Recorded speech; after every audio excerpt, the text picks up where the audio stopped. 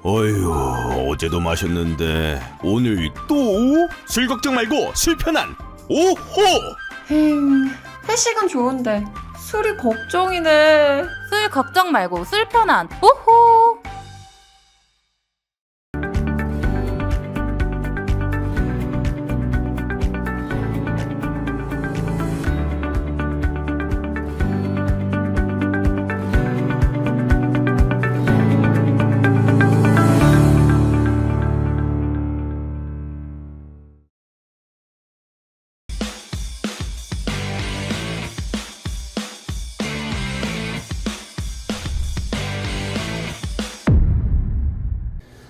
네, 오늘 디톡스는 한 가지 주제를 집중적으로 다루겠습니다. 바로 지난해 7월이죠. 폭우 피해 실종자 수색을 하다가 순직한 최상병 사건입니다. 누가 어떤 잘못을 해서 꽃다운 청년이 급류에 휩쓸려 가야 했느냐. 그 부모들의 한을 풀기 위해서라도 명명백백해야 할 수사는 중간에 바뀌었고, 이 수사에 외압이 있다고 주장한 박정훈 해병대 대령은 항명죄로 기소됐습니다. 오늘은 디톡스에서 이 부분에 대해서 집중적으로 살펴보겠습니다. 오늘 말씀을 주실 분은 김종대 전 정의당 의원, 그리고 박정훈 대령의 법률 대리인인 김정민 변호사가 나왔습니다. 안녕하십니까? 예, 안녕하세요. 안녕하십니까? 이거 상당히 중요한 문제인데, 최상병 사건 또 수사 외압 사건 중요한 문제인데 사실은 약간 복잡하기도 하고 그래서 잊혀진 부분들이 좀 있습니다. 그래서 저희가 다시 한번 되짚어보자 이렇게 하고 준비를 했습니다. 먼저 관련 영상을 보고 제가 얘기를 나누겠습니다.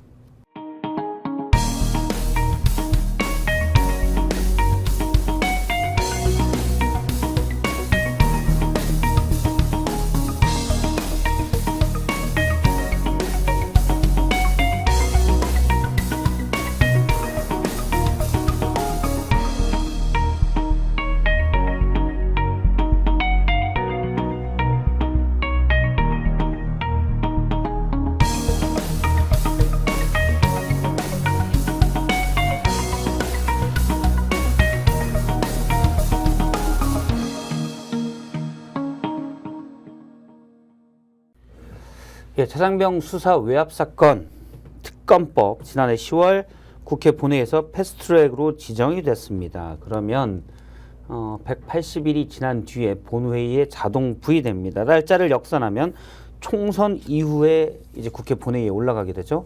본회의에서는 60일 안에 심사를 해야 되고요.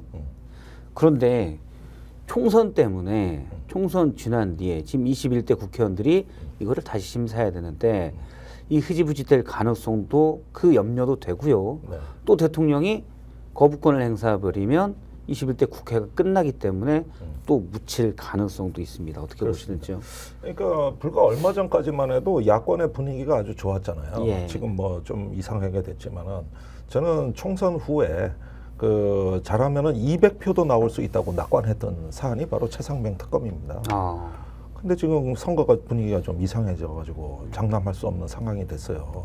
근데 일단은 이걸 갖다가 그 총선이 끝나고 제 예상으로는 4월 말 5월 초에 이 특검안이 국회 본회의에 회부가 돼서 정식으로 국회에서 표결이 되면 물론 그 대통령이 거부권 행사하고 재의결이 안 되면 자동 폐기입니다. 예, 21대 국회가 끝나니까요. 예, 22대 국회에서 다시 해야 되거든요. 그래서 저는 민주당이 이걸 좀 서둘러야 된다고 봐요. 총선 이후에 1호 공약으로 최상병 특검안을 마지막 21대 국회에서 반드시 완결하겠다는 대국민 약속을 해야 되고 예. 이걸 지금 출마자들한테도 특히 군 출신 출마자들이 많은데 이거 확실히 약속을 해야 된다고 봅니다. 이 시기를 그냥 넘겨가지고 자동 폐기되는 운명에 처하게 되면은 진실규명이 그만큼 멀어진다는 거예요. 예. 그리고 어쩌면 국민의힘의 이탈표도 기대가 되기 때문에 지금 이거는 뭐 김건희 특검 못지않게 예. 요즘은 김건희 여사 특검이라 그래야 된다. 여사 빼먹으면 방송에는 행정지도 예, 꼭 혼난다고. 지도가 그래서 이제 무릎 꿇리는 건 아니지만 어쨌든 그래도 예. 유도에서 지도하면 점수 잃는 거 예, 아닙니까? 그렇죠. 그래서 이게 그 김건희 여사 특검보다도 실제 더 중요한 거는 최상병 특검이다. 예. 이 점을 좀 분명히 인식했으면 아니 좋겠어요. 여당이 이른바 서해 피격 사건 가지고 얼마나 난리를 했습니까? 국가정보원을 압수수색하고 네. 재판에 여러 명을 걸고 그런데 이 사건은 오히려 더 간단하면서도 그런데도 불구하고 여당은 자꾸 묻으려고 하고 있고 예. 부인하고 있습니다. 지금 박정훈 해병대 대령 수사단장을 맡았던 박정훈 대령의 법률 대리인인 김정민 변호사님은 어떻게 보십니까? 지금 어쨌든 재판이 진행 중인데 이건 박정훈 대령의 항명죄 재판이고 당시에 수사 외압이 있었냐 없었냐 여기에 대해서는 현재 수사 단계에서는 전혀 진행되는 게 없죠. 그렇죠. 이제 공수처에서 수사를 하고 있는데, 예.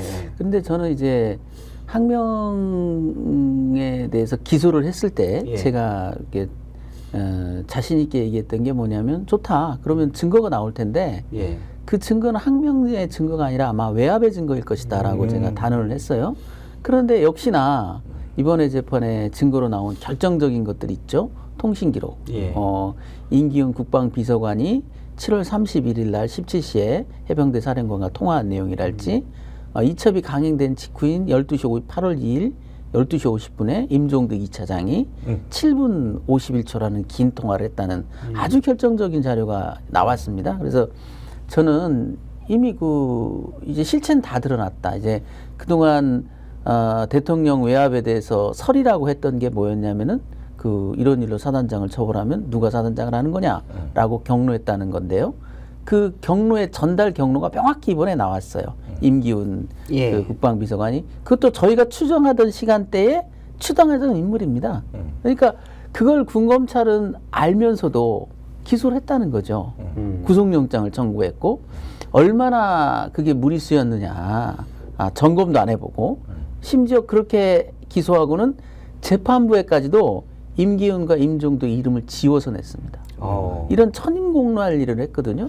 그래서 저는 이제 이 문제가 특검으로 갈 거냐, 공수처가 과연 해결할 수 있느냐라는 국민적인 어떤 그 걱정은 있겠지만 또 일부에서는 이 문제와 관련된 분들을 공천을 해서 정치적으로 이 문제를 덮으려고 하는 생각이 있는지는 모르겠지만요. 수사나 재판이라는 속성은 뭐냐면 시작되면 끝을 보게 돼 있습니다. 예. 그래서 이 사건도 이미 드러난 임기훈, 임종득의 통화, 이건 명확한 증거거든요. 이건 아무리 총선에서 임종득 그 당시 2차장이 의원이 된다 그래가지고 그것이 무마될 수는 없습니다. 그러니까 수사받아야 될 당사자가 지금 출마했어요. 예. 그러니까 이게 지금 그것부터 좀 얘기를 정치의 해보죠. 불행인데 제가 요거 약간 보충 설명을 드리면은 그 8월 2일 날 아침 10시에 박정훈 대령 측에서 경북경찰청에 사건 이첩이 시작됐습니다. 그리고 10시 50분경부터 김계환 해병대 사령관, 임종득 안보실 2차장, 그다음에 임기훈 대통령실 국방비서관, 그다음에 박지훈 장관 군사보좌관, 박진희 군사보좌관, 그다음에 공직기강 비서실에 있던 박모 경정, 예. 여기가 벌집 쑤신 듯 다 그렇죠. 예. 난리가 난 거예요. 국수본의 김모 과장인지 하는 분까지. 아니 전쟁 났습니까? 예. 아니 여기저기 이 사건 이첩이 됐다는 거에 거의 뭐 NSC가 소집된 네, 그렇죠. 것처럼 맞습니다. 예. 완전히 안보실이 대통령실, 다, 국방부 장관실, 법무관리관실이 전부 다 비상사태로 돌입한 겁니다. 예. 그 정황이 이번에 다 나온 거예요. 자, 저희가 그러니까. 이제 요 사건이 좀 지나서 아마 좀 헷갈리실 분들이 있어서 지금 김정대 의원님 말씀처럼 난리가 났잖아요. 난리가 이게 왜 난리냐냐? 이 수사를 잘해라라고 관심을 기울인 게 아니라 왜 이첩했다고. 여기에 이 수사 대상에 혐의 대상에 들어가지 않을 사람이 들어갔냐라는 그러니까 이 사람을 빼라라는 난리였던 거죠. 그러니까 수사 외압인 거죠. 그거를 그게. 빼라고 하는 건 이제 속마음이고 이제 드러난 지시사항에 걸로는. 드러난 거지만은 이첩 자체를 막아라. 막아라. 예. 그러니까 그게 좀 이제 이게 이거 잠시만요. 뭐 정리를 먼저 해볼게요. 먼저 해보면 이 사건이 이제 그 앞부터 제가 좀 정리를 해보면 지난해 7월 19일 경북 예천의 한 하천, 내송천인가요? 여기서 실종자 수색 작업을 하던 해병대 대원들이 급류에 휩쓸렸는데 이 중 최상병은 나오지도 구조되지 못하고 실종, 결국 사망한 채 발견됐습니다. 이 최상병이 어머니께서 40세 40살에 10번의 시험관 시술 끝에 네. 간신히 가진 귀한 아들이었죠. 자, 불안한 물이 빠르게 흐르고 있는데 누가 이 별로 안전장비, 구명조끼도 로프도 없이 이들을 수색에 내몰았냐라는 것이 이제 수사의 초점이었습니다. 이 수사를 누가 했냐? 박정훈 해병대 수사단장이 했습니다. 그래서 바로 며칠은 안 걸렸어요. 사실 간단한 사건이니까요. 여러 명을 조사해서 박정훈 단장이 조사해서 해병대 김기환 제1사단장과 대대장 3명 등 김기환 사령관 있었고요. 그다음에 일사단장 임성근 일사단장과 대대장 등 8명의 혐의를 조사해 경찰에 이첩을 했는데 지금 김종대 의원님 말씀하신 거 갑자기 대통령실이 부산하게 움직이고 국방부에서도 움직여서 이첩된 사건을 회수하라. 그러니까 경북경찰청의 사건을 우리가 이만큼 조사해서 하고 넘겼는데 그거 다시 가져와라. 이렇게 된 거죠. 즉 여기에서 핵심은 임성근 해병대 제1사단장을 제외하라는 압박이 있었던 것으로 지금 보이는 겁니다. 그러면 이제 이 압박을 누가 했느냐, 이 수사 외압을 누가 했느냐, 요게 이제 관건이 되는 거죠. 예. 근데 사람들이 제가 가장 많은 질문도 그거고 경찰에 이첩을 했으면 경찰에 압력을 넣어서 예. 그 임성근 사단장을 조사해 보니까 혐의가 없다 이렇게 해서 얼마든지 빼줄 수가 있어요. 그것도 물론 근데 왜, 불공정하지만 이첩 자체냐? 음. 이건 보직 해임을 막으려고 했던 겁니다. 그러니까 경찰의 혐의 대상자가 사단장 직무를 수행할 수가 없다고요. 그러니까 보직 해임을 시켜놓고 예. 수사를 받게 해야 되는데 이건 수사가 문제가 아니라 보직 해임 자체를 막기 위해서 예. 그 전 단계에서 원천 봉쇄하기 위해 이첩 자체를 차단하려고 했던 사건이다. 그러면은 지금 여기에 동원된 게 뭐 어마어마하잖아요. 국방부, 안보실, 공직기강 비서관실 총출동을 한 거니까. 예. 이러고 박정원 대령을 항명 수괴죄로 처음에 잡아넣으려고 했던 것이고. 근데 이 정황이 지금 김정민 변호사께서 계속 이 법정에서 정말로 어렵게 구해낸 자료를 통해 가지고 정황이 다 드러난 거예요. 보면 볼수록 계속 드러나는 거예요. 예. 임종득 2차장이 이제 전화를 한 것은 왜 문제가 되냐면요. 그들의 논리대로라면 용산에 들어간 건 8명을 이첩하겠다는 보도자료였습니다. 예. 그대로 됐어요. 안보실이 난리가 날 이유가 없는 거죠. 안보실 2차장이 8월 2일 날 12시 50분경에 전화를 했다는 사실은 이첩이 되는 것 자체가 충격을 줬다는 얘기거든요. 왜? 대통령의 명을 어겼기 때문이에요. 예. 7월 31일 날 엄명했거든요. 예. 그런데 8월 2일 날 갑자기 그게 어겨진 겁니다. 대통령의 엄명이 지금 무시된 거예요. 무시된 거죠. 그러니까 안보실은 난리가 났죠. 당연한 겁니다. 왜냐하면 참모진에서는 대통령의 명령이 어겨진 것 자체는 충격적인 일이거든요. 예. 어떻게든 그 파급을 줄이려고 하는 게 참모진들의 속성입니다. 대통령 알기 전에 뭔가 조치를 해놔야 되는 거죠. 그래서 사건 기록을 회수해오고 관련자를 주모자를 항명 수계로 입건하는 무리수가 두어진 이유가 그게 7월 31일 날 대통령의 경로를 넣지 않고서는 해명이 안 돼요. 왜냐하면 장관의 명령을 어겼다고 해가지고 법적으로는 지금 해병대 사령관의 명령을 어긴 거거든요. 그걸 가지고 안보실이 나서나요?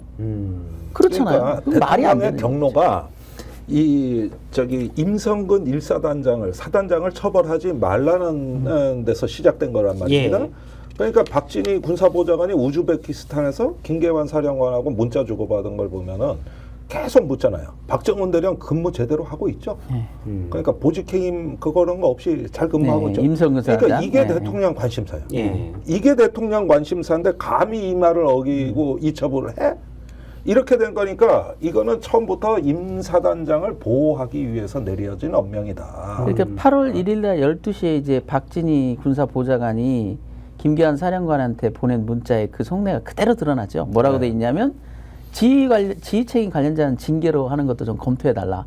그 말이 그 말 아닙니까? 네. 늘 군에서 벌어지는 일이에요. 늘 군에서. 허구한 날 벌어지는 일입니다. 고위직들은 어떻게든 징계로 빼고, 조용하면 징계조차도 안 해버리는. 속내가 그들 이 얘기 사실 안 해도 아는데, 또 이렇게 친히 문자까지 보내서 텔레그램 문자로. 그래. 그래서 딱 걸렸죠, 이게. 이 사건이 사실은 권력이 수사에 명명백백하고 외압 없이 정당하게 해야 될 수사에 개입해서 방향을 트는 거잖아요.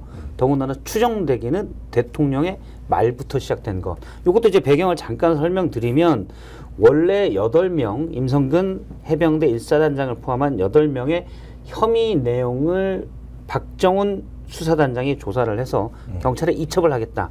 그래서 이첩하기 전에 이종섭 국방부 장관에게 이렇게 수사 결과다, 조사 결과 나왔습니다. 보고를 하잖아요. 장관이 그래 알았어라고 사인을 한단 말이에요. 그래서 이첩하려고 하는데 그 뒤에 갑자기 이첩을 하지 말라는 얘기가 나오죠. 그게 이제 대통령실에서 얘기가 된 걸로 추정이 되고 그게 말씀하신 게 7월 31일 수석 비서관 회의에서 11시 이후라는 거죠. 예. 수석 비서관. 그때 현재 추정되기는 그 박정훈 대령이 한 얘기입니다. 추정되기로는 그 장관에게 결재 사인을 받은 보고서를 보고를 했더니 그게 안보실을 거쳐서 국방비서관이 대통령에게 보고를 했더니 대통령이 이런 일로 사단장까지 처벌하면 대한민국에서 누가 사단장 할 수 있겠느냐. 강하게 아니, 그러니까 보세요. 그거를 제일 먼저 폭로한 게 저예요. 예. 대통령이 화를 내서 이랬다. 한 유튜브 방송에서 폭로를 했고 예. 훗날 박정훈 대령 진술서에 같은 내용이 나와요. 예. 그러면 보세요. 저는 이 정부에 고발 당하는 전문가입니다. 천공 얘기했다고 고발하고. 그러다가 또 김용현 경호처장 과거 사단장 때 뭐 조금 부조리가 있다고 하니까 또 고발 들어오고. 근데 이걸 얘기했는데 제가 왜 고발을 안 당할까? 아하. 근데 정말 특이한 이거는 건, 고발이 예. 좀 안 당하셨군요. 압수수색 해야 될 거 아니에요? 예. 정말 우스운 게 뭐냐면 안 당해요. 다 맞는 말이시니까. 박정훈 대령이 국방장관을 비난했다고 명예훼손이라는 거예요. 그러면 자기들 주장대로라면 대통령 그런 말씀 안 했는데 했다고 하면 더 명백한 상관모욕 아닌가요? 네. 국방장관보다 더 높은 분인데. 총사령관이. 네, 총사령관인데. 그러니까 원수죠. 네. 과거에 익명으로 대통령을 비난했다가 상관모욕으로 처벌된 예가 있어요. 굉장히 그 육사 출신 대위 한 명의 슬픈 재판이라고 저는 생각하는데 정말 그건 말도 안 되는 재판이죠. 그런데 이건 아예 공개석상에서 한 얘기인데도 그거는 기소를 못해요. 못합니다. 그렇게 당당할 거면 차라리 대통령에 대한 명예훼손으로 기소를 해라. 안 해요. 장관에 대한 명예훼손만 지금 기소를 했는데 예. 그거조차도 지금 검찰이 난항을 겪고 지금 있죠. 말씀은 이제 대통령에 대한 명예훼손이 되면 물론 사실적시도 명예훼손에 포함되지만 그 사실관계를 그렇죠. 추적하고 파악하다 보니 그건 드러날 빼고 수밖에 없으니까요. 예, 그렇다는 말씀이죠. 진실을 밝혀야 되니까. 그러면 이 사건, 이 재판에 쟁점이 되니까. 그게 지금 두려웠는지 그건 기소를 못하고. 일단 이거는 김종대 전 의원님이 처음 주장을 하셨고 대통령이 경로하면서 사단장을 왜 넣었어? 경로하면서 이 경로에 우리 뭐 속된 말로 하면 욕을 뒤지게 먹은 이 비서관들이 대통령 지시를 따르려고 수사 외압을 하고 이첩된 수사 서류를 가지고 와라라고 하고 결국 말을 안 들으니까 박정훈 대령은 보직해임 시키고 기소까지 가게 하는 그런 거란 말씀이실 거죠? 그렇습니다. 이거는 그러면 정정당당하게 수사를 하려고 했던 한 해병대 장교 이 대령을 지금 기소까지 재판에 원래 구속영장까지 청구했지만 기각이 됐었고 네. 기소까지 한 거 아닙니까? 맞습니다. 네. 그러니까 우리가 한 가지 사건을 되짚어 보면은 2022년 9월에 그 서욱 전 국방부 장관이 예. 구속됩니다. 그때 구속 사유가 그 서해에서 해수부 공무원이 북한 총격으로 피격이 된 사건에 대하여 장관이 군 내부망에 뭔 특수 정보를 빼라 넣으라 사건에 개입했다는 이유로 국방부 장관이 구속이 됐죠. 예. 그러면은 이번 경우에는 혐의자를 넣으라 빼라 그러면서 이첩을 해라 마라 했던 건 그 해수부 사건에 비해 가지고 몇 배나 더 노골적인 사건 개입입니다. 그런데 서욱 장관이 구속되는 걸 뻔히 지켜본 지금의 국방 수뇌부가 예. 오히려 그 사건을 키웠죠. 지금의 정부가. 예. 그거 이렇게 사건에 개입하면 안 되는구나. 그때 뼈저린 교훈을 얻었을 이 국방 수뇌부가 더 노골적인 외압을 행사했다. 이거는 사건의 이 외압의 발원지가 대통령 본인이라는 거 외에는 설명이 안 되는 것이고 또 그 정황이 계속 나오는 게 휴가간 안보실 2차장이 왜 해병대 사령관한테 전화하면 그때 휴가 중이었거든요. 예. 얼마나 급했으면. 그러니까 대통령 심기경호였다. 이게 지금 김 변호사님 말씀이고 제가 동의하는 부분이거든요. 그러니까 우리가 모르는 하나의 세계가 있어요. 대통령이 그렇게 판단하게까지 했던 그 내막이 지금 가려져 있는 거예요. 대통령이 검사 출신이고 검찰총장까지 했는데 사실은 이 사람을 빼라, 넣어라 할 수 있는 권한은 없는 거잖아요. 아니 그랬다가 저기 지난 정부 그랬다고 막 지금 뭐 잡아쳐놓고 안보실장, 국방부 장관 다 구속시킨 정부 아닙니까? 국정원장까지 기소를 했죠. 그렇습니다. 아니 그랬던 정부가 이른다. 이러고 또 한 가지는 뭐냐면은 그 거기에 저항한 박정훈 대령이 10년 전에 검사 윤석열이에요. 그때 여주지청장으로 쫓겨갔잖아요. 그렇죠. 대구고검으로 쫓겨가고. 네. 그 뭐냐면 국정원 댓글 사건 그거 해가지고 항명했다고.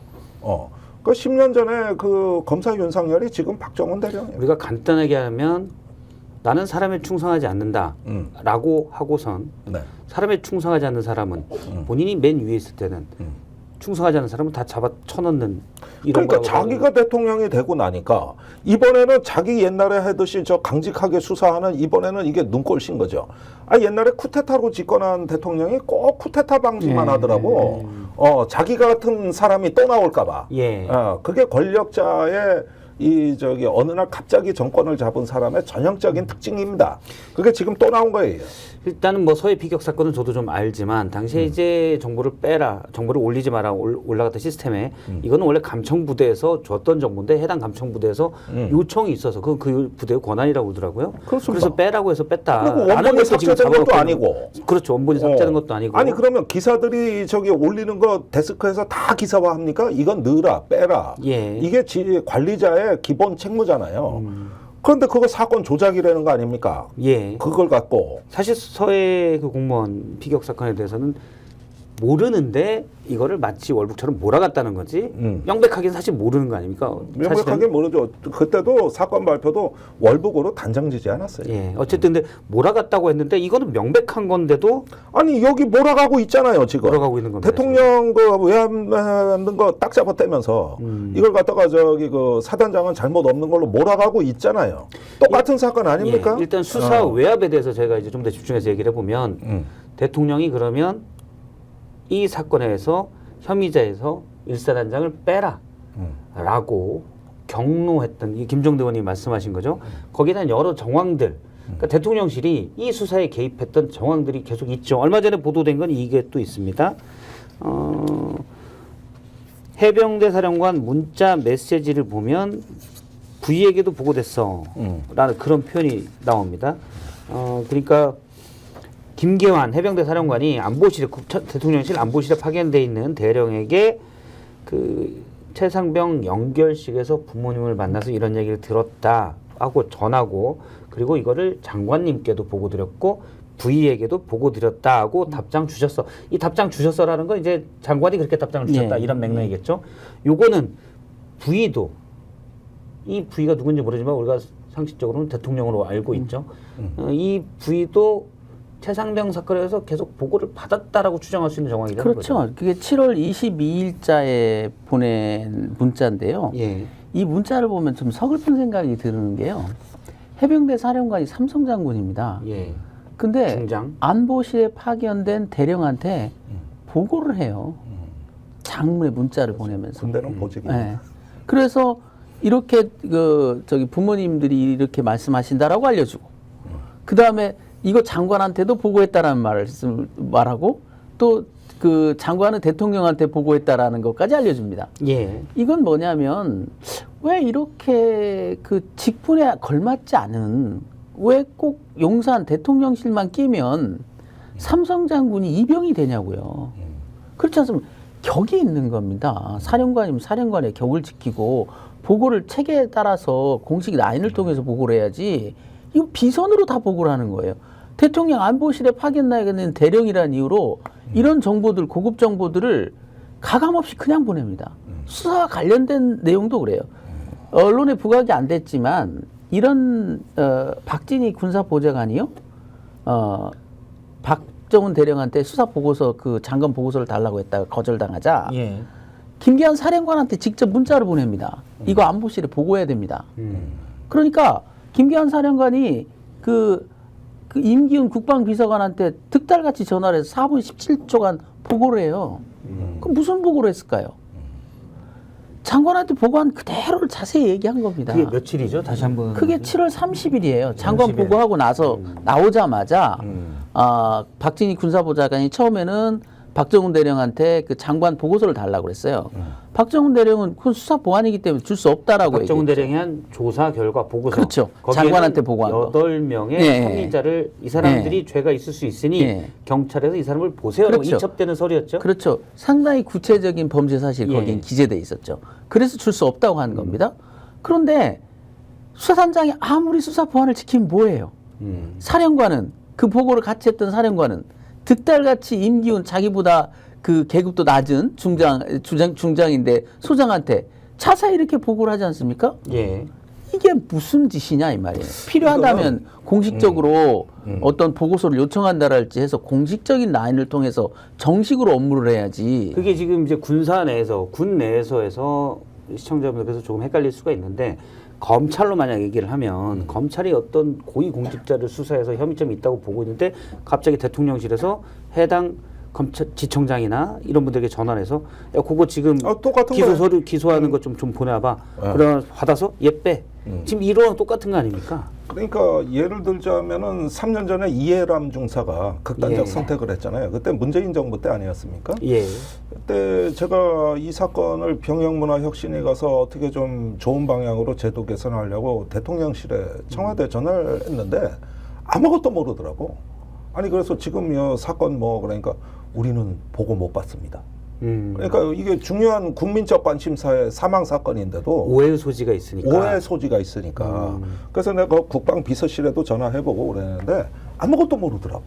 그러니까 이게 정상이에요. 개입한다는 이게 정상이에요. 오해를 그때 살 수가 수사 있으니. 중이었잖아요. 예. 그러니까 예. 이게 그런 것들을 이제 군에서 비밀스럽게 물어 나르는 조직이 있죠. 예. 방첩부대. 네. 예, 옛날에 보안사, 기무사. 거기서 하는 것도 좀 문제가 있는데 하물며 사령관이라는 거는 이 사건의 일종의 그 검찰 그 지청장 같은 역할을 합니다. 네. 사령관은 그 경찰과 검찰을 통제하기 때문에 물론 이제 해병대 사에는 검찰이 없기 때문에 경찰만 통제를 하지만 말하자면은 이게 도경 경찰청장한테 직접 보고를 받은 셈이에요. 예. 그 수사단장 열심히 장관한테 보고를 했는데 그 보고서를 수사 보안 때문에 주지 않았는데 사령관은 그대로 다 그냥 네. 나이브하게 얘기를 한 거라는 거죠. 이게 법과 원칙 절차도 없고 그냥 그 어명이면 다 되는 세상. 이게 지금 이 일의 핵심이 그거예요. 어명이면 다 되는 세상. 우리가 지금 이제 보고에 대해서 얘기하고 있는데 물론 일부에서 어떤 분들은 그렇게 생각할 수도 있습니다. 정말 중요한 문제니까 또 최상병 부모님의 억울함에 대해서 대통령실에서 관심을 갖고 자 내가 주의 깊게 보고 있으니 보고를 좀 해줘 라고 저희가 100번 양보해서 그렇게 볼 수도 있는데 사실은 이 보고가 외압을 위한 누구를 빼 더 철저하게 수사해가 아니라 누구를 빼라는 그런 보고였다라고 지금 보고 있는 겁니다. 그런데 그래서 보고 받았냐라고 물으니까 대통령실에서는 우리는 대통령이 거기에 디테일하게 보고를 안 받는다. 그렇게 한가하신 분도 아니라고 얘기합니다. 지난해 국회 운영위에서 안보실장 얘기인데요. 잠깐 듣고 가겠습니다. 안보실의 임무는 대통령이 국정 전체를 보좌하도록 하는 것이지 특정한 사건의 수사 과정에 대해서 디테일을 파악하는 것이라고 생각하지 않습니다. 아니, 대통령께서도 그런 디테일을 파악하신 만큼 한가하신 분도 아니라고 생각합니다. 이 사건에 대해서 대통령께 보고를 했습니까? 그런 사실 없습니다. 예, 최상병 부모님의 억울함을 풀어주기 위해서 명명백백한 수사를 위해서 대통령이 관심을 가진 것도 아니고 나중에 수사 외압 논란, 외압이 있으려면 먼저 보고를 받아야 되니까 그래서 왜 보고를 받았냐라고 하니까 한가하신 분이 아니다. 조사 결과 보고 받은 적도 없다라고 했습니다. 하지만 저희가 앞서 얘기한 것처럼 부익께도 보고됐다라는 문자 메시지가 나오고요. 그 다음에도 대통령실에서 이 사건에 대해서 세세하게 개입하고 보고를 요구한 정황들이 또 있죠. 그렇죠. 예, 이제 아까 말씀드린 대로 뭐 그 7월 30일 날 그 김기환 사령관이 임기훈 국방비서관에 4분 17초 동안 설명한 내용뿐만 아니라 예. 안보실에 파견 나가 있는 그 저기 김모 대령은 정말 수도 없는 전화를 했어요. 해병대 사령관과 정말 많은 통화를 하거든요. 이런 통화들은 다 수사 정보와 관련된 내용이고 예. 다 그 어떤 처벌과 관련된 얘기를 해주는 것일 수밖에 없고 무엇보다도 수사 정보가 공식 라인이 아닌 이 비공식 라인을 통해서 이렇게 아무런 그 절제 없이 통제 없이 흘러간다는 것은 매우 부적절한 거죠. 그래서 과거에는 어떠냐면은 어떤 정보 라인을 통해서 정보만 취업하고 일체 아는 척을 안 했거든요. 예. 근데 이번 일은 정보 라인을 통한 정보 수집을 넘어서서 정식 그 수사 라인을 통한 직접 보고를 다 받고 나서 또 거기에 대해서 왈가왈부했다는 거. 그게 굉장히 이례적이고 또 그리고 그런 그 일 끝에 벌어진 일을 보더라도 상상하기 어려워요. 왜냐하면 해병대 수사단 그 군사경찰 병과장입니다. 예. 그러면 그 어떤 그런 권위랄지 그 조직의 대표성 이런 거를 감안하면 정말 대역죄가 아니면은 함부로 입건하지 않아요. 이 정도 만약에 이게 진짜 항명 사건과 비슷한 모양을 갖추더라도 사표 받고 마무리하는 게 그동안의 군에서의 관행입니다. 예. 아니, 병과장인 대령이 자기 개인의 어떤 그 비리와 관련된 것도 아닌데 직무수행 중에 이견 때문에 생각의 차이 때문에 그 사람을 구속을 하겠다? 이건 무도한 짓이죠. 정말 무도한 짓이죠. 폭력배나 할 수 예. 있는 일이지 정상적인 국가기관에서 생각할 수 없는 일입니다. 이게. 앞서 이제 김 변호사님은 당시 7월 30일, 31일 날 안보실에 파견된 해병대 대령과 해병대 사령관과의 무수한 통화가 있었다라고 했는데 혹시 몇 건인지가 이렇게 나옵니까? 셀 수가 없습니다. 셀 수가 없어요. 총 저희가 확인해 보니까 44건까지는 확인이 되는데 네. 너무 많은 통화를 했고 그 평소 그 통화 내용도 나옵니까? 통화 내용은 그건 안 나오고 나와 문자화돼 있는 있는 것 것만 같습니다. 나와요. 그렇죠. 통화 네. 내용은 안 나오고 텔레그램이나 통화 카톡. 기록만 이렇게 언제 통화가 됐다. 요것만 근데 이제 되게 이제 나오는 되게 거죠? 보면 이제 그 뭐 임기훈 국방비서관이 전화하기 직전에 통화한다랄지 또 그 제일 많은 통화를 집중적으로 했던 건 뭐냐면 수사 보고서를 달라. 예. 장관한테 보고했던 그 보고서를 달라는 거에 집중돼 있습니다. 그다 이거 나온 내용 문자 같은 걸 주체해 볼 때. 예. 그러니까 이거는 이례적이다. 더군다나 그 김모 대령은 사령관하고만 통화한 게 아니고 그 해병대 사령부의 정책실장한테도 또 그런 자료를 또 달라고 하고 그 정책실장은 그러니까 굉장히 난처해가지고 못 준다고 하고 그걸 걱정되니까 참모장한테 보고하고 또 참모장이 미안하니까 또 그 김모 대령한테 직접 전화해가지고 줄 수 없어서 미안하다 이런 얘기를 하는 그 모양새가 단지 대통령실에 있다는 이유만으로 이 정도 파워를 부린다는 거 이 자체도 심각한 문제인 거예요. 일단 뭐 통화 내용은 나오지 않지만 이렇게 많은 통화를 한 게 그 즈음에 아주 이례적이고 아주 이례적이죠. 그런데 공개된 문자나 여러 정황을 봤을 때는 수사에 대한 외압 또는 보고를 독촉하게 한 것이다라고 이제 유추가 가능한 부분이겠고요. 그렇죠. 예. 그렇게 해서 이제 자기들이 최종적으로 받아간 게 뭐냐면 3장짜리 보도 자료는 넘어갑니다. 그건 이제 국방부는 그렇게 변명을 했죠. 국방부와 대통령실 간에 통상적인 업무 협조다. 아무 문제될 게 없다. 예. 그러나 거기에도 명백히 배치되는 증거가 저희들이 확보된 게 있습니다. 그 증거가 확보된 걸 좀 얘기해 줄 수 있습니까? 그러니까 이제 그걸 받고 이제 좀 보안을 유지를 요청한 네. 김모 대령이 한마디로 쉿한 거죠. 이거. 그럼 저희가 재판 때 활용하기 위해서 아직 공개는 전문을 공개하진 않고 있습니다. 알겠습니다. 이 부분도 있네요. 대통령이 수사, 그러니까 용산 대통령실 원래 이제 대통령의 경로 질책부터 파장돼서 나온 것들인데 저런 거죠. 대통령실에서 사단장을 빼라. 사단장을 이런 일로 처벌하면 되겠어라고 경로하자 안보실, 대통령실, 뭐 공직기강 비서관실 엄청나게 바쁘게 움직여서 박정훈 대령에게 일사단장은 혐의자에서 빼라고 했는데 일사단장이 그럴 수 없어. 유족들의 얼굴을 보고 내가 공정하게 조사한 건데 그걸 왜 빼? 이건 아닙니다라고 하니까 이 박정훈 대령이 얘기를 안 듣고 경찰청에 이첩을 했단 말이에요. 그대로. 얘기를 안 듣고가 아니라 정확히 보고하고 갔어요. 정확히 보고하고. 항명 아닙니다. 그러니까 그렇죠, 지금 그렇죠. 여기서 자꾸 착각을 하는 게 김계환 사령관이 재판에 진술에 내 지시를 어기고 예. 경찰에 자, 이첩했다거든요. 예. 근데 당일날 그렇죠. 아침에 다 보고하고 갔어요. 그쵸. 뭘 어기긴 어기고. 장관에까지 그런 보고했는데 일단 이첩하지 말라는 음. 그거를 하고 가니까 난리가 나서 거고. 그걸 항명죄로 걸고 다시 이제 그 다음 날도 이렇게 바쁘게 움직였다는 거 아닙니까? 네. 그래서 박정훈 단장이 보고서를 놨습니다. 8월 1일 날 보고를 올리는데 수사 과정에서 상급 부대의 의견에 의한 관계자 변경 시 직권남용 혐의에 해당된다.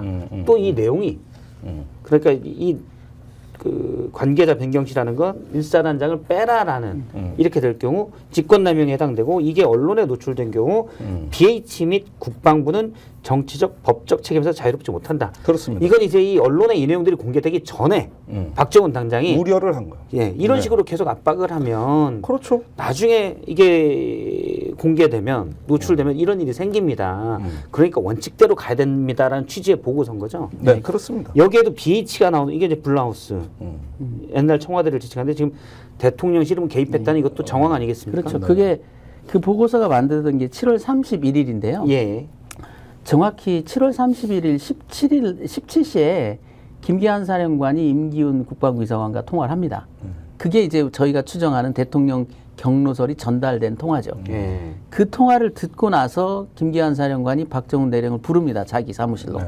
그래서 이제 내막에 대해서 서로 교감하고 그리고 나서 박정훈 대령이 그래도 안 된다. 예. 그러니까 김기환 사령관이 무슨 문제가 있는지 그럼 보고서를 한번 만들어봐라 해서 만들어진 문건이에요. 그게 예. 이 대통령 문건이요. 개입설이 그 이제 대통령이 경로했다라는 걸 알게 됐기 때문에 이건 국방부 장관 선에서의 지시가 아니구나라는 걸 알고 예. 이제 상당히 심각하게 받아들였던 거죠 수사팀에서도.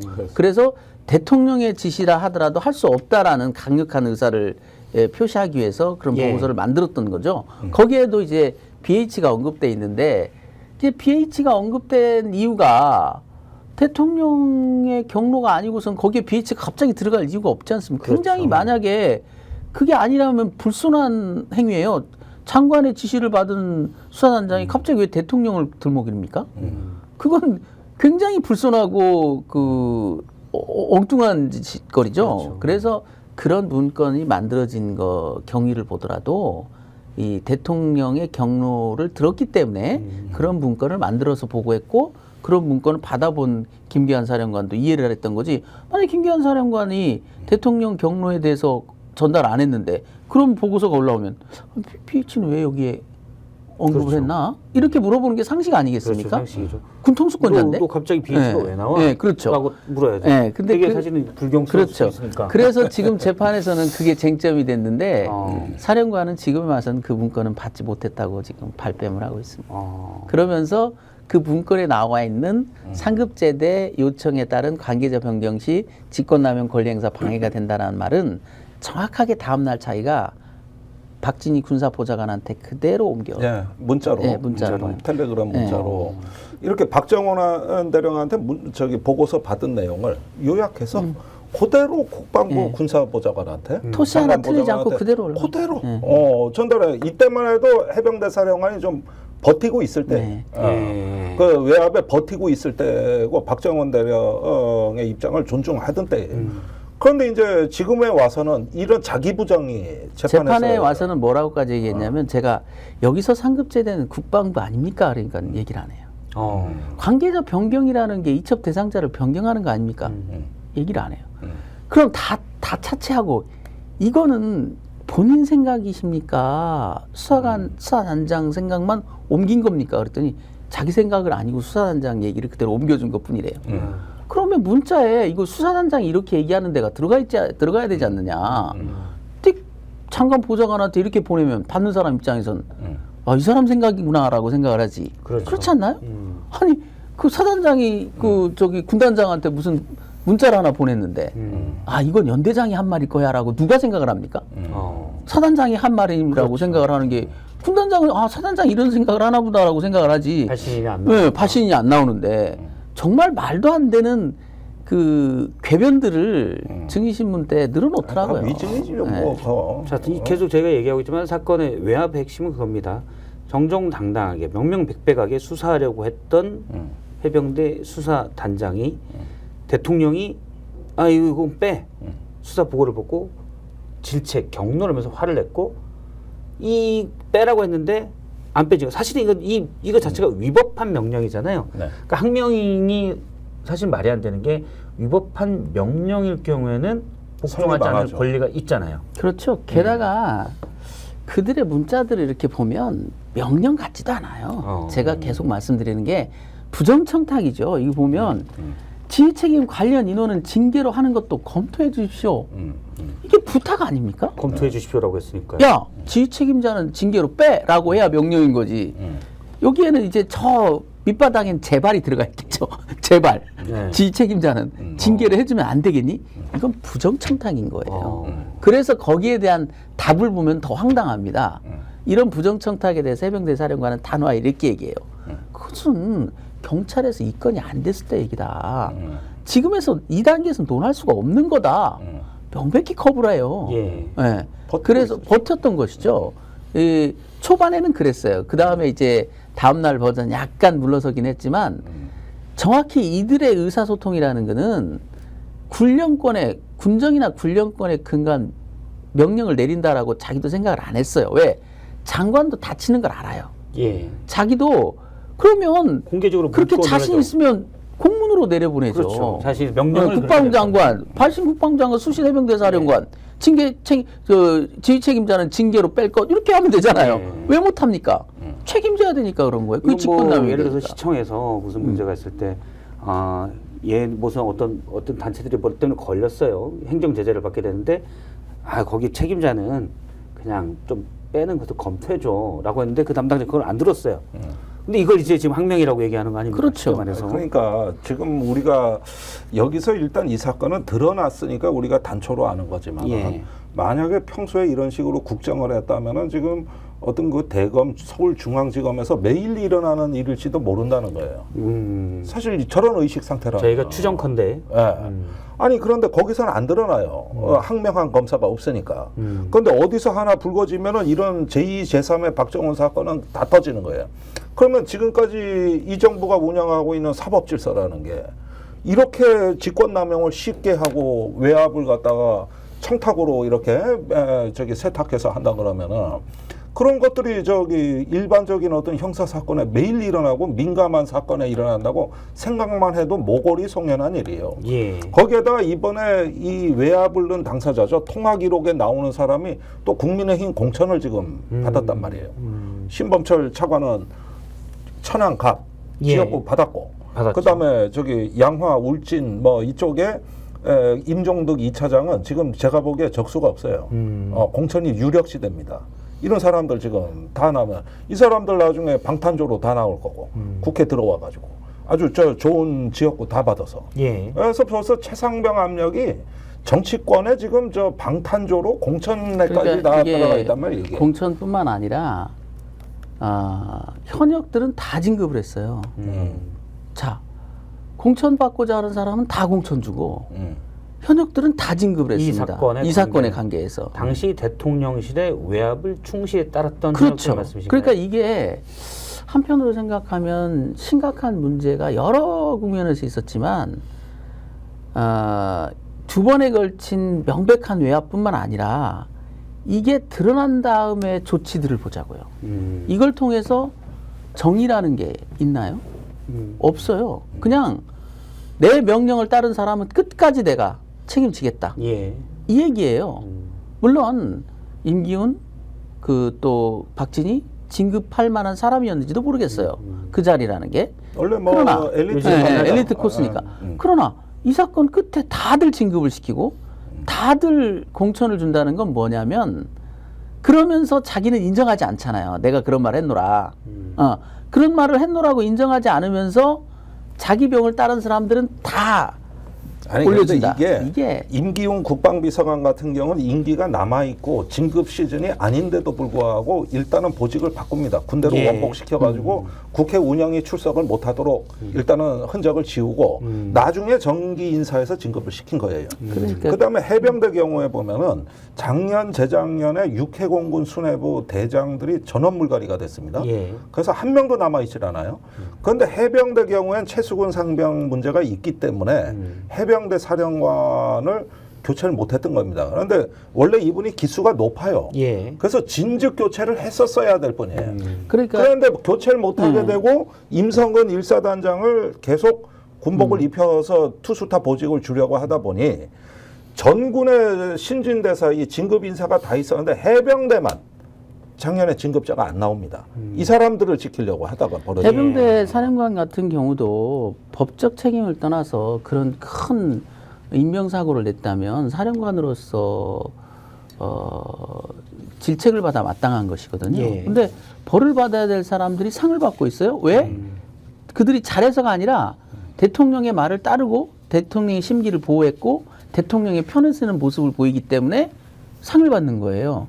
논공행상이 이렇게 되면 안 됩니다. 예. 그러면 굉장히 많은 부작용을 낳을 거예요. 문제는 사실 모든 조직에서 윗사람들에게 잘 보이고 싶은 거는 인지상정이겠지만 그거는 본인의 정해진 사실 직업윤리와 절차 이것을 안에 있는 거지 사실은 공정하게 외압 없이 독립적으로 진행될 수사에 외압을 행사했던 사람들이 그러니까 그 윗선에 잘 보이기 위해서 그 윗선에 충성을 보여주기 위해서 했던 사람들이 진급을 하는 거는 사실은 정의가 지금 변호사님 그러니까, 말대로 정의가 사라졌다. 예, 본인의 판단에도 문제가 있고요.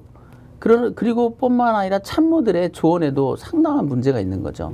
왜냐하면 대통령이라는 게 굉장히 중요한 자리 아닙니까? 그분의 판단도 합리적이어야 되지만 그 판단을 컨트롤해주는 참모진들의 조언도 건져내야 되는 거예요. 예. 근데 이 사건을 보세요. 상식선에서 보면 만약에 해병대 사령관 같은 경우도 어떻게 건의해야 맞습니까? 밑에 참모진들이 대통령님 이 사람은 그 최상병 사건 때문에 아무래도 이게 영향 그렇고 하니까 안 되겠다. 빨리 교체해줘야 된다. 일사단장도 마찬가지입니다. 지금 군심이 위반되고 있다. 밑에 지휘가 안 되고 있다더라. 예. 빨리 조속히 인사조치를 해주셔야 된다. 이렇게 건의를 하는 게 상식인데 그런 건의도 안 되고 대통령은 합리적인 판단도 못하고 다만 자기 치부와 관련됐다라는 그런 생각 때문에 모든 것들이 그런 기준으로 움직인다는 얘기예요. 예. 이 사람 그 공천조, 이 사람 진급시켜. 왜? 자기와 치부를 같이 했기 때문에. 물론 아닐 수 있겠죠. 그러나 그렇게 오해한다고 할 때 해명이 됩니까?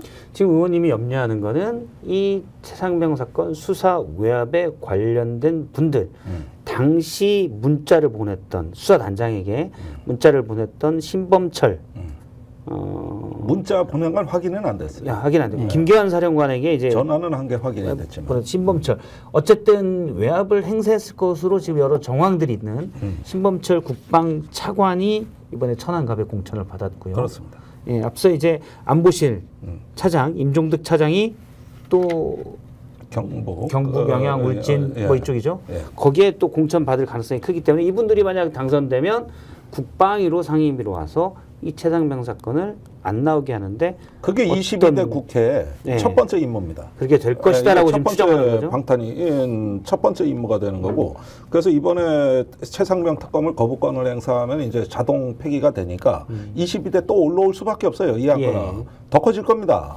그러면 거기에 이제 여기에 대기하고 있는 인물들에다 2명에다가 용인 그 수지에서 공천을 받은 고석정 고등 국방부 고등 군사법원장 전에 국방부 검찰단장을 역임했습니다. 여기가 가세할 가능성이 높고 해운대갑의 주진우 법률비서관이 아마도 또 이런 데서 어떤 그 연관 세력이 되니까 지금 뭐 국민의힘이 시스템 공천을 한다고 하지만 공교롭게도 김건희 특검, 최상병 특검에 관계된 인물들은 전부 단수 공천, 전략 공천을 무난히 받고 있다. 이런 게 지금 민주당이 앞으로 공천이 남아 있습니다만은 그러면 우리는 누구를 공천해야 하는가에 대한 중요한 참고 사항이 돼야 된다는 게 제 생각입니다. 아니 뭐 여기는 아무도 공격수도 없이 하고 저쪽에 은폐 외압 세력들 다 공천 받아서 국회 들어오면 누가 막을 겁니까 이거? 방탄을 이거. 위한 공천이 이루어지고 있다라고 이제 보시는 거군요. 그렇습니다. 일단 저희가 이제 임성근 당시 해병대 1사단장의 얘기를 하고 있는데 원래 그러니까 박정훈 대령이 이분도 혐의가 있어요라고 적시했던 부분인데 대통령이 야 사단장을 뭐 거기까지 올려 빼. 대통령은 그런 지시를 할 권한이 없지요. 직권남용. 직권남용. 그건 이제 마치 법무부 장관이 구체적 사건에 대해서는 검찰총장을 통해서만 지휘할 수 있도록 한 것처럼 수사에 대통령이 그렇게 들어갈 수는 없는 겁니다. 그런데 대통령이 그렇게 얘기를 했고 그 대통령의 부적절한 부당한 지휘를 따르기 위해서 안보실, 뭐 공직기강 비서관실 여러 곳이 움직였다는 겁니다. 근데 임성근 사단장의 당시에 어떤 혐의가 있었는지 박정훈 대령이 한 걸 보면 원래 이제 경북 재난상황실에서 요청이 온 거는 이틀 전인데 뭉개다가 이틀 뒤에 갑자기 실종자 수색 작업에 출동해라고 해서 이 부대들이 별도의 장비 없이 출동하게끔 만들었고 또 안전에 대한 그런 지시는 없고 빨간 체육봉으로 통일해라, 경례 철저해라 이런 부분만 강조하다 보니 당시 대대장들이 이런 거 하다 보니 뭐 허리 밑에까지 입수 이런 부분들이 이루어졌다. 이게 이제 혐의입니다. 물론 법적으로 책임이 있냐 없냐는 경찰이 수사하고 법원에서 따질 일이지만 그렇습니다. 그것과 무관하게 대통령이 부당하게 사건에 개입했다면 이건 외압이 되는 거죠. 전혀 다른 사건입니다. 전혀 다른 이건 사건이죠. 사망 사건과 무관한 네. 또 하나의 외압 사건이고 또 하나의 국정농단 사건입니다. 그리고 무엇보다도 이 사건이 뼈아픈 건 뭐냐면은 이해람 중사 사망 사건을 통해서 우리가 국민적인 지지를 받아서 군의 사법 질서를 다시는 이 군 지휘관들이 자의적으로 이 사건에 개입 못하도록 제도를 바꿨던 겁니다. 경찰이 이첩하도록 됐죠. 경찰에 이첩하도록 바꿨던 겁니다. 이렇게 장병들의 피와 희생으로 과거의 윤승조 일병 또 얼마 전에 이해람 중사 사건 이런 장병들의 피와 희생으로 국민적인 지지를 얻어서 바꿔놓은 군 사법제도에 도전하는 것이다. 그 과거의 장병들의 희생을 통해서 만들어진 이 새로운 사법 질서에 정면으로 도전하는 첫 번째 사건이 이거다. 이게 뼈아픈 거예요. 지금 그 임성근 사단장님은 이제 우리 재판에도 계속적으로 의견서를 내시면서 자기에게 항변하시는데요. 저는 그 항변을 존중하고 그러나 이제 저는 강조하고 싶은 게 이겁니다. 이건 반대 상황에서도 일어날 수 있었던 일이에요. 예를 들어서 해병대 수사단에서 임성근 사단장을 이첩하지 않겠다 혐의자에서 빼놨다면 그 보고를 받은 대통령이 반대로 격분할 수도 있거든요. 아니 이런 일로 사단장을 처벌하지 않으면 어느 국민들이 나를 믿겠나?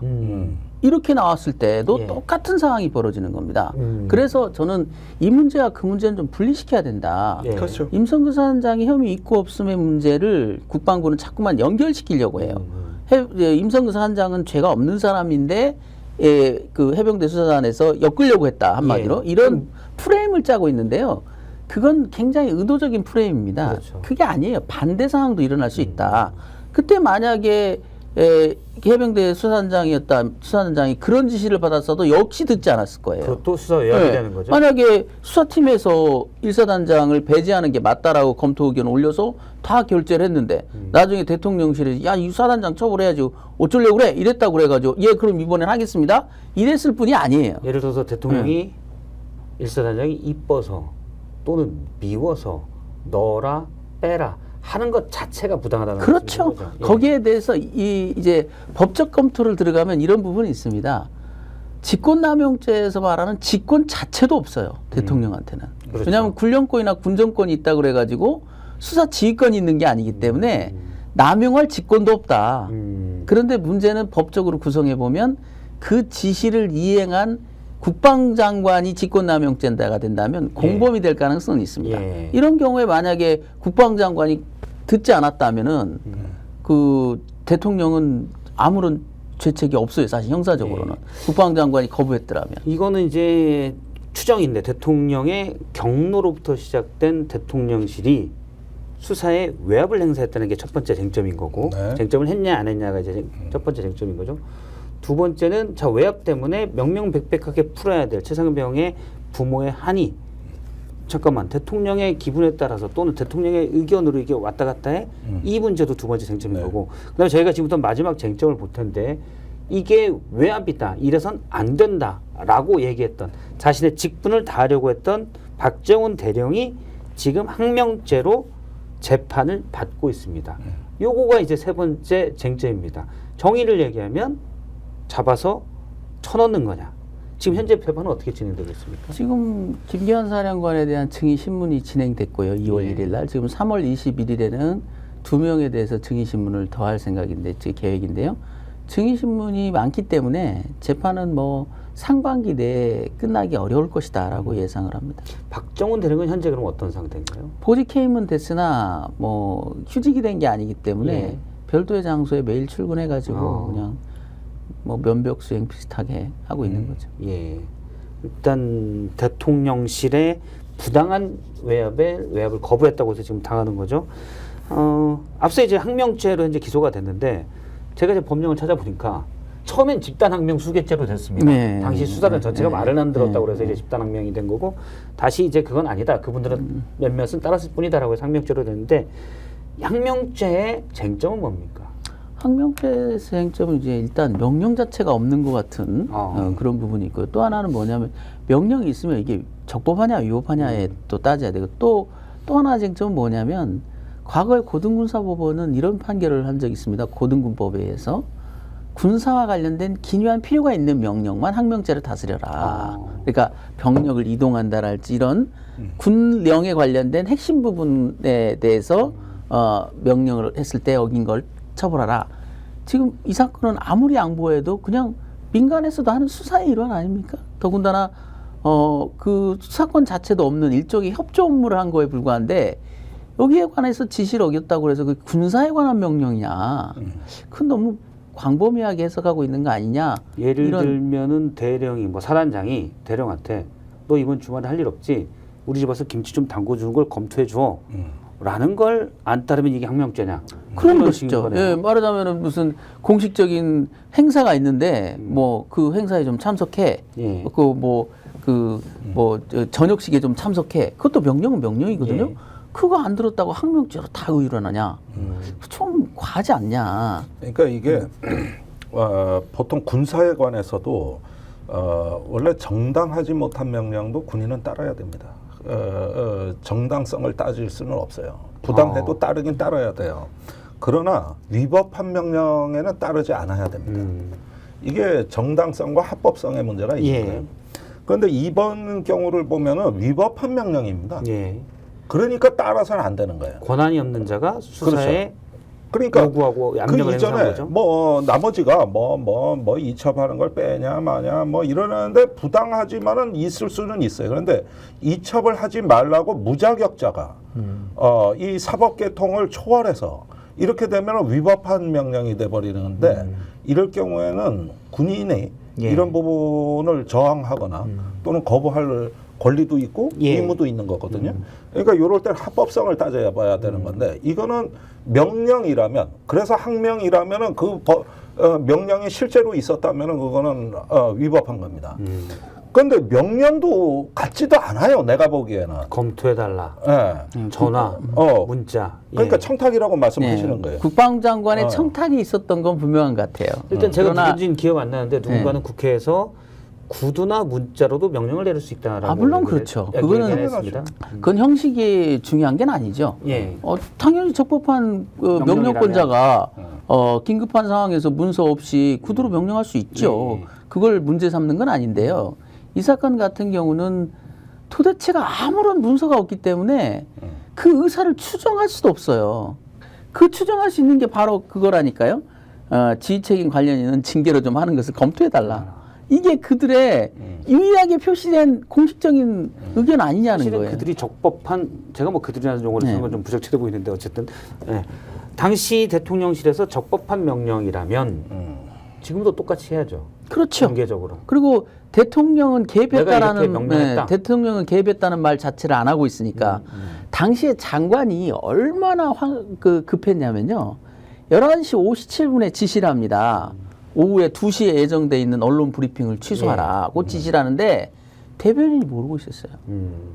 대변인이 이제 비공개 브리핑으로 전환된 걸로 오해를 했었죠. 네. 당시에. 모르고 그러니까 자기 핵심 참모한테 물어보지도 못하고 언론 보도를 취소시킨 거예요. 이게 이제 적법한 명령 불이행이라면 장관이나 해병대 사령관이 바로 전날까지만 해도 이렇게 수사 조사 잘했구만 이렇게 입첩해라고 사인한 걸 갑자기 밤에 생각하다가 그건 아닌 것 같은데 해서 취소했다고 해야 그나마 그렇죠. 그게 이제 이해가 네, 되는 거죠. 그리고 갑자기 심정이 그런 상식적이지 예, 않으니까.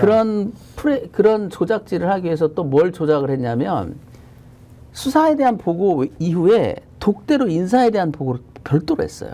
독대 보고를. 예. 그건 군사보좌관 박진희가 다 나가주세요라고 말하고 나서 둘만 들어가서 했다는 거거든요. 장관은 그것조차 부인해요.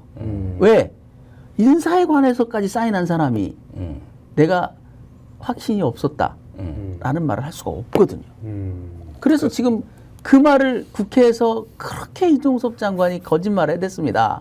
독대를 한 적이 없다. 그런데 수사 서류에 보면 황당해요. 시정일관 독대가 있었다는 말은 다 얘기하고 있습니다. 그 김기환 사령관도 얘기하고 심지어 제가 보면서 진짜 웃을 수밖에 없었던 게 박진희 군사보좌관이 나가주세요라고 다른 사람들은 나가주세요라는 그런 멘트까지 하고 독대로 들어간 사람이 그 독대 자체를 부인해야 되는 이종섭 약 장관의 14분인가 15분인가 네. 독대한 걸로 네. 돼 있습니다. 네. 이것까지 이제 사실관계를 뒤집어 풀려니까 우리가 의견은 다를 수가 있어요. 그렇죠. 그러나 이런 기본 사실관계까지 조작해야 되는 그 사람들의 절박성이라는 게 저는 좀 일견 측은하기도 해요. 이건 너무나 기본 사실이거든요. 여러 사람의 그 목격자가 있고 그때 당시에 독대할 당시에 합창 군비태세검열실장을 네. 하는 해병대를 네. 임성근 일사단장 후임으로 추천하겠습니다. 이 독대 보고를 한 거예요. 예. 그러니까 후임자까지 결정하는 장관으로서는 이게 더 신중하고 중요한 그렇죠. 결재 사안이었던 거예요. 예. 그런데 이 당시에 임성근 일사단장은 해병대는 보직해임 권한이었기 때문에 장관한테 건의를 하러 가기 때문에 관저에서 출근하지 말고 대기하라는 지시를 이미 받은 상태였어. 그러니까 사실상 보직해임 상태였다 이거니. 예. 근데 이거를 이튿날 다 보고해가지고 그래 되는 거를 이걸 무리하게 뒤집으려고 하다 보니까 이게 지금 사건이 걷잡을 수 없이 커지는 겁니다. 그러니까 왜 뒤집으려고 했느냐? 저희가 이제 그거죠. 대통령의 경로에 네. 따라서 그렇습니다. 알겠습니다. 일단 박정훈 대령이 저도 이제 기억이 나는데 영장 실질 심사 원래 구속영장이 청구됐었잖아요. 네. 기각됐는데 이때 나갈 때 많은 전역한 해병들이 나와서 해병의 정신 지금 뭐 예를 들어 기존에 그 박정훈 대령에게 옷을 벗으라고 압력을 행사한 사람은 물러가라 이런 얘기 많은 해병들이 지원을 했습니다. 네. 네. 그러니까 지금 해병대는 창설 이래 가장 최대의 위기를 맞았다. 일단은 해병대 내에서 벌어진 암투와 거짓과 예. 여러 가지 어떤 그 자기 부정을 통해 가지고 어떻게 보면은 가장 분노한 사람은 예비역 해병대. 그렇죠. 그래서 아마 해병대 그 연합회가 있거든요. 예. 그게 전회 아주 있고. 전회가 있고 얼마나 셉니까? 그렇죠. 근데 별도의 자유와 정의의 해병대 연합이라는 조직이 따로 만들어져 가지고 일단은 해병전회를 성토하고 있고 박정훈 대령을 지키겠다 이렇게 돼 있습니다. 그런데 나는 이런 흐름들을 통해 가지고 뭐 귀신 잡는 해병이다. 또 백령도에서 북한의 목에 비수를 겨눈 전략이다. 국가 기동군이다. 예. 이렇게 했던 우리 군의 가장 군대다운 해병대의 위상이 지금 무너지고 있다는 거는 국가 안보에 있어서도 중요한 사건이거든요. 그렇죠. 손자병법에 보면은 상벌이 무너진 군대는 반드시 망한다 그래요. 그래서 그 지휘관이 군대에서 법은 지켜지는가 이러면서 그 군대 지휘관이 훈련과 상벌 이 두 가지에 있어가지고 공정성을 확보하지 못하면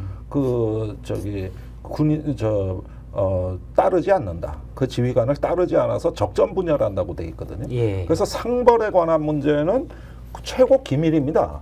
적에게 점령됐을 때 제일 먼저 불태우는 게 상벌 자료예요. 적군이 알아서는 안 되는 거거든요. 이용하니까. 예. 근데 여기서 상벌이 무너진 해병대는 어떻게 되느냐? 이거는 망하는 군대, 지는 군대, 기강이 분열하는 군대가 돼버리는 거예요. 그 현상을 우리 국민들이 보고 이걸 갖다가 엄정하게 정의를 세워내지 못한다면 국방을 왜 하느냐? 이런 문제로 이제 국민들이 물을 거라는 거죠. 그 외압 세력이 지금 국회에 이제 진입하기 직전이라 그러니까 기가 막힌 거야, 이거. 말씀하신 내용을 보니까 귀심 잡는 해병 사실은 우리 군의 자랑이었는데 대통령실이 해병을 지금 잡고 있는 거군요. 지금 예. 저는 또 오히려 반대로 생각하는데요. 예. 우리가 많은 예비역들이나 그러니까 전관들의 조직들이 있습니다. 우리나라에 수많은 전관들의 조직. 이번에 해병대 예비역들이 보여준 모습은요. 기존 전관들의 조직에서는 볼 수 없었던 모습이에요. 왜냐하면 그렇다네요. 이 현직 조직들이 잘하고 있는지를 감시해준 전관 조직이 있었냐고요, 우리나라에. 없었어요. 해병대만이 그래도 저는 이 정의와 자유를 위하여라는 모토에 대해서 다시 생각하게 됐거든요. 어느 예비역들이, 어느 전관들이 자기들 그 이권에만 관심이 있지. 그렇죠. 현직 조직들이 제대로 하고 있는가를 감시해 줍니까? 없었어요. 그리고 단순한 감시가 아니라 많은 것들을 희생하면서 감시해주고 있는 거예요. 이건 굉장한 일이다. 해병대 아니고서는 못할 일입니다. 어떤 조직에서 똑같은 현상들이 많은 조직에서 일어났습니다. 그동안. 예. 예를 들어서 법무관 조직에서도 있었을 거고 군사경찰 조직에서도 있을 수 있고 뭐 정당 내에도 있고 이 각 부처에도 이런 일들은 수도 없이 있었어요. 잘못된 상벌이 뒤바뀌어서 엉망진창이 돼버린 현상에 대해서 전직들 군은 예비역이죠. 목소리 낸 적 있었나요? 없었어요. 해병의 정신을 퇴역한 해병대 전우들이 보여줬는데 지금 이제 계속 이게 꺾이면 이제 그런 정신들이 꺾일까봐. 근데 꺾이지 않을 겁니다. 왜냐하면 이미 표현됐다는 자체가 가치가 있는 것이기 때문에 이건 꺾일 수가 없는 거예요. 알겠습니다.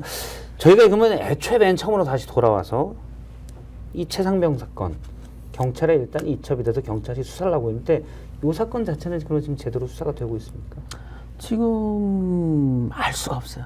일단 언론 보도를 통해서 임성근 사단장이 피의자 신분으로 전환됐다라는 것까지는 확인이 됐는데 수사 개시한 지 지금 한참이 지났지 않습니까? 그렇죠. 무슨 과실치사에 무슨 해를 넘기면서 지금 보통 다른 사건 같았으면 검찰로 송치돼도 그것도 남을 일이에요. 예. 그런데 이게 송치도 안 돼 있고요. 또 최근에 제보받은 걸로는 이런 제보도 있었습니다. 제보로요? 네. 이 기록이 지금 오픈이 안 됐거든요. 해병대 수사단에서 어떤 수사를 했느냐에 대한 기록이 오픈되지 않았어요. 예. 그 기록을 가장 보고 싶어하는 분 중에 하나가 유족입니다. 그렇죠. 유족의 그 청구를 막아선 데에도 군 수뇌부가 개입을 했다 이런 말이 있어요. 그러니까 유족들은 두 기관에 청구를 할 수가 있는데 해병대 수사 1광수대에도 청구를 할 수 있고 경북청에도 청구를 할 수가 있거든요. 예. 그럼 사건이 종결되지 않았기 때문에 완벽한 기록을 열람할 수는 없을 겁니다. 그런 핵심적인 기술적인 내용들은 요즘 많이 공개하고 있거든요. 그래서 실제로 실무진에서는 검토 의견을 냈는데 예. 윗선에서 또 그것까지 막아서는 그러니까 추정이 되고 있다. 어떻게든 이 해병대 수사단의 기록이 유출되지 않도록 하기 위해서 혼신의 노력을 다하고 있는 것 같아요. 왜? 그래야만 그 해병대 수사단의 수사를 비난했던 자기들의 그 입지가 예. 조금이라도 유지될 수 있으니까 이 수사기록이 다 공개가 되면 그렇죠.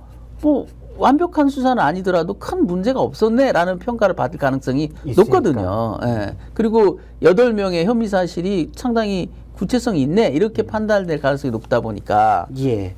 일단 수사 최상병 사건은 그렇게 진행이 되고 있고 처음에 대통령은 명명백백하게 유족에 이걸 풀어줘라라고 그랬지만 오히려 대통령실이 개입했다는 의혹과 함께 수사는 진척이 없는 상황입니다. 그 대통령실의 개입 의혹은 최상병의 동료가 해병대를 전역한 뒤에 고발해서 공수처에서 역시 진행이 되고 있는데 이것도 지금 공수처장이 공석이어서 빨리 진행이 되고 있는 것 같지는 않습니다. 현재 이 박정훈 대령의 항명 재판만 진행 중입니다. 저희가 이제 총선 전국이고 패스트트랙에 됐지만은 21대 국회가 거의 끝나가고 있기 때문에 또 어떤 분들은 그거 좀 그만해라라고 할 수 있는데 이건 앞서 제가 얘기한 대로 몇 가지 중요한 포인트들이 있거든요. 그래서 다시 한번 이 문제를 좀 짚어봤습니다. 지금까지 김종대 전 정의당 의원 그리고 박정훈 대령의 변호인을 맡고 있는 김정민 변호사님과 함께했습니다. 고맙습니다. 네, 감사합니다. 고맙습니다. 네, 오늘 스픽스의 디톡스는 여기서 마치겠습니다. 시청해주신 여러분 고맙습니다.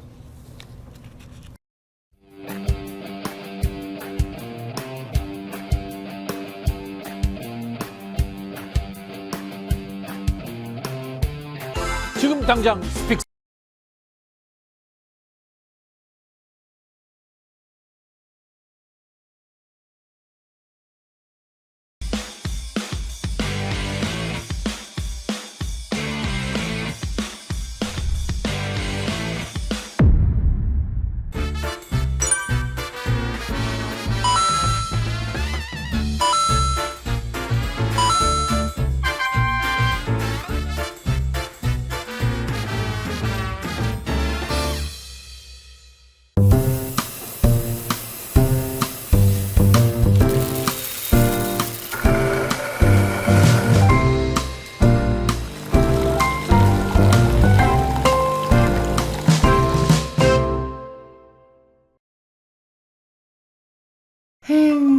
회식은 좋은데 술이 걱정이네. 술 걱정 말고 술 편한. 어허.